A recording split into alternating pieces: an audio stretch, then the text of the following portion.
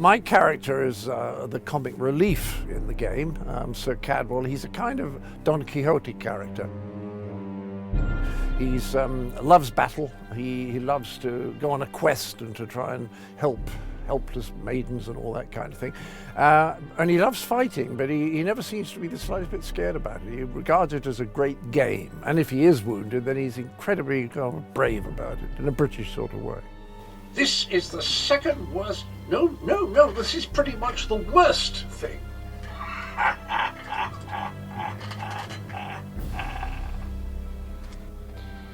One fine day in the middle of the night, two dead kings got up to fight.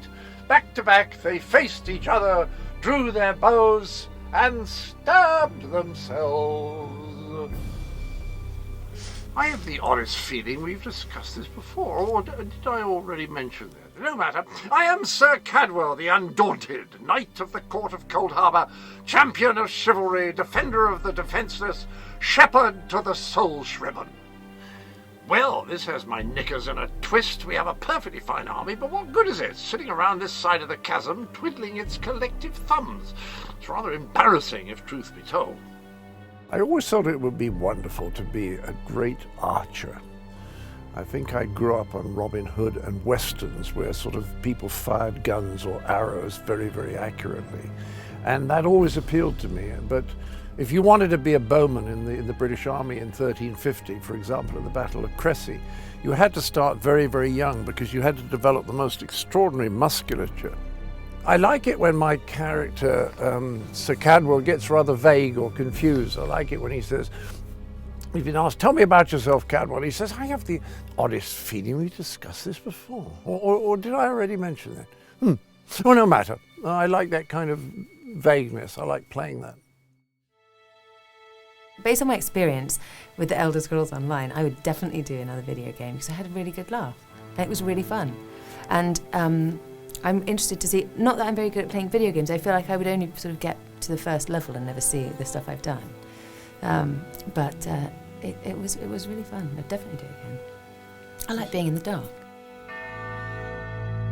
I voice Queen Ayrenn in this, and she is a queen, so she's quite tough and uncompromising, but then seems to have a softer side and a humorous side. And I've enjoyed all of that stuff, but I did quite like when I had to talk to somebody who turned into a cat, but I was a man. I've been a man as her twice, and that was quite fun. I wasn't expecting to have to do that, so it was nice. Outright traitors like Norian we end, no question. The problem is that traitors like Norian are only fanning the flame. If I can't win over my people, the Heritants will be dealing with me instead of the other way round. Your king needs to stop talking out of the side of his mouth. He has a lot of Dominion blood on his hands. We're not going to easily forget that, and we're certainly not going to fight by his side in Cold Harbour. I think they will find my character is very fair and a very good leader, very imposing, and a great warrior, but also has a kind of softer side and a very good heart, and will be helpful to the player.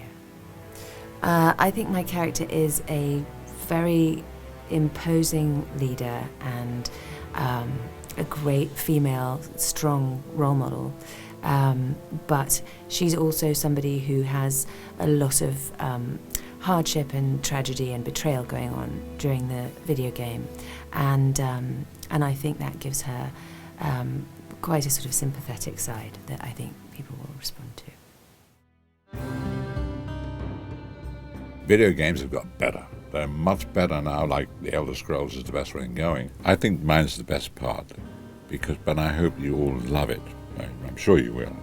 I'll take away the love and understanding and care, and I hope they take that with them. Thank you. The character I'm playing is blind, and so I put my glasses on, and I act blind. If you look very carefully, you'll see my eyes are closed, which is very clever for me to do that. And then I flick them open now and again, just a little tiny bit, to read the lines The Elder Scrolls Online marks a second video game. Things like that, I have to read them out loud. So how on earth they expect me to play a blind man and also speak a lot leaves me, angry. I get very angry about it.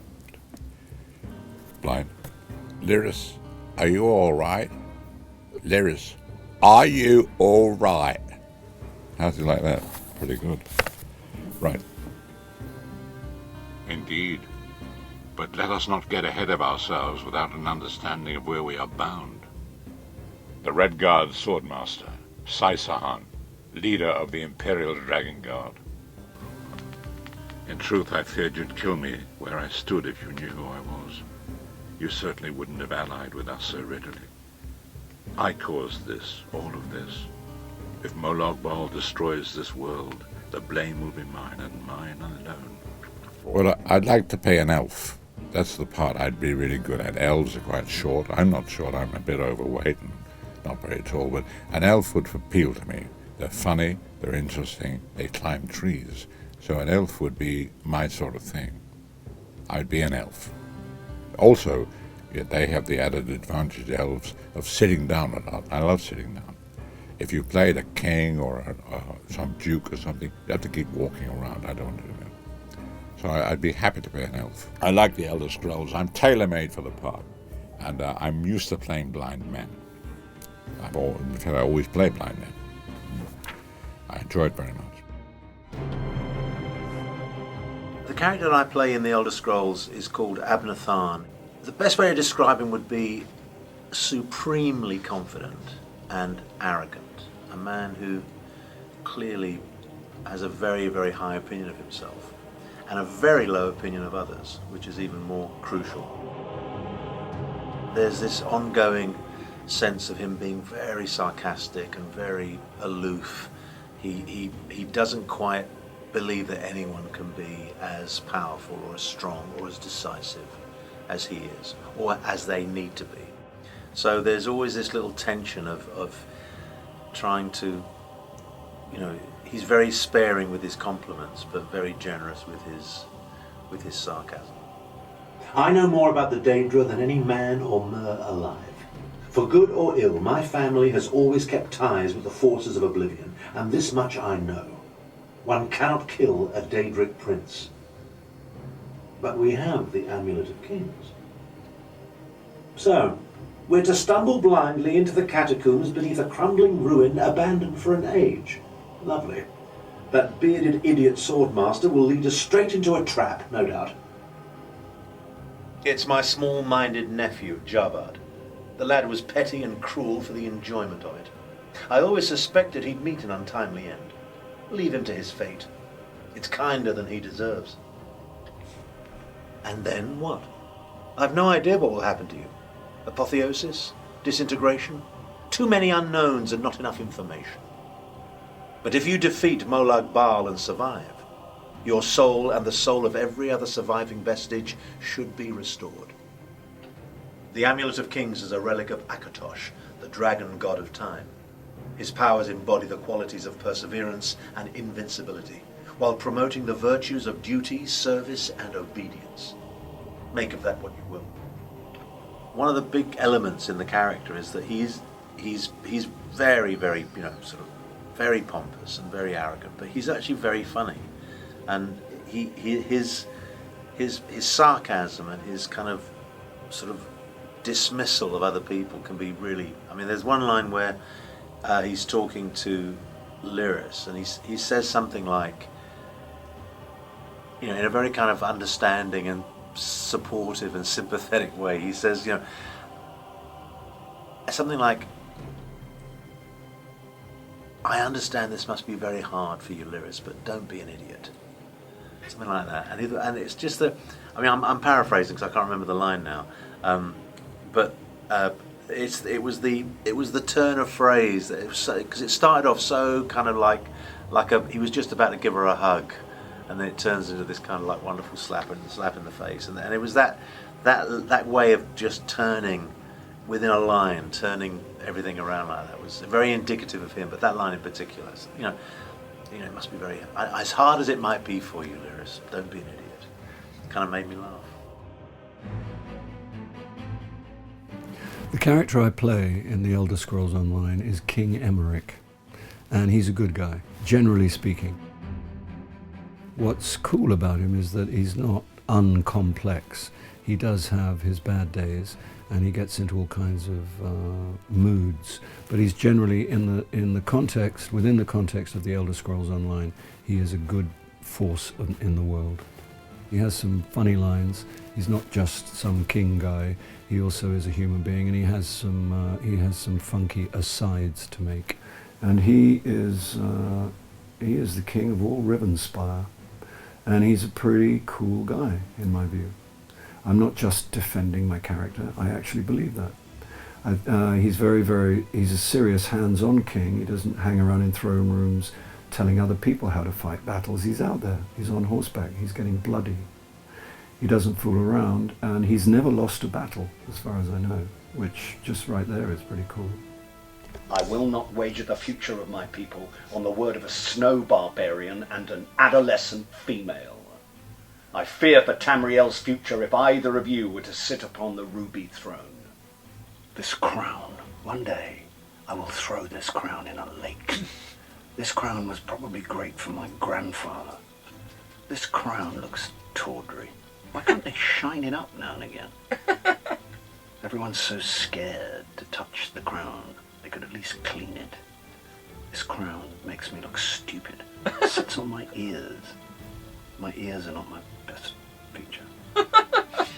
Can't they tighten this crown slightly? I'm blinded by it if I'm riding on a horse. This crown is an embarrassment to the kingdom. He has many, many wonderful lines. I like his epithets perhaps best. I loved saying, don't go easy on me. It's, I'm being honest. I got a kick out of saying, on Mara's bosom. I like it when things get daft. It means you're not being a nuisance in the world. It means you're doing something actually in a kind of, funky way that's useful, and you're not, invading Iraq. So I'm hoping they come to me with a warm feeling. And I hope that by the time they leave, they feel a whole lot better. I say encouraging stuff. I point them in the right direction. I don't sell them any nonsense. And I'm generally on the player's side. And it's also part of my job, I have to say, that if they do anything wrong in the game, I get to tell them. But then it's tough being a king. And the crown doesn't fit, because my great-great-great-great-great-grandfather apparently must have had a very small head. So I get a lot of crown aches. I like the variety of things you have to achieve vocally. I like the fact that it's concentrated into a relatively short period of time. I've had a very pleasant time working with the people here. I'm in Paris, I have to come clean, and it's a beautiful summer's day. The character that I'm playing in the Elder Scrolls, or as we like to say, the Scrolls. Those are as a part of the family, Well, of course, I am playing an arch-villain, but as I always say, a piece is only as good, often, as its villain. And I think this one is particularly nasty, actually. I think he's going to beat up the player of the game quite nicely. And by the way, he's not really very polite, which I do like about him. I'm from the north of England. We're rather gruff in the north of England, and I like that. No nonsense, right to it. But does he have a heart? Of course he does, yes. I mean, a villain without a heart would be a sad, sad thing. So we try and give him some vulnerability. I don't quite know what it is, and do I enjoy playing them? Of course I do. I mean, I'd much rather play the heavy than the hero. Submit to the will of Molag Bal. Fall to your knees and worship me. I don't need to kill you. I just need you to wish you were dead. I grow weary of your games, Meridia. I grow weary of your games, Meridia. I am God of Oblivion. You are less than nothing. I will have you, Vestige. Pathetic prophecies and trinkets of holy powers are fleeting. I am immortal. I am undying. your world will drown in blood. All of Nirn shall be mine.